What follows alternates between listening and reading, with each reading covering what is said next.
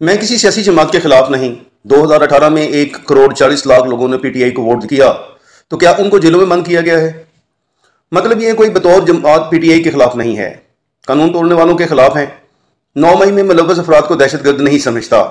इन लोगों ने कानून की खिलाफ वर्जी की है, जिस पर कार्रवाई होनी चाहिए। निगरान वज़ीर आज़म ने मजीद कहा कि मुआशी मैदान में कुछ फैसलों के इख्तियारात दिए गए हैं।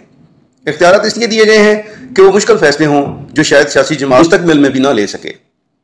मुश्किल फैसलों का फायदा आवाम को होगा। जो भी जमात मुस्तकबिल में हुकूमत बनाएगी वो इस मुद्दत के फैसलों को जारी रख सकेगी। निगरान वज़ीर आज़म अनवारुल हक काकड़ का कहना है कि इलेक्शन के लिए तैयार हैं, चाहे 90 रोज में ही करवाने पड़े। सुप्रीम कोर्ट के हुक्म पर मुकम्मल अमल दरामद होगा।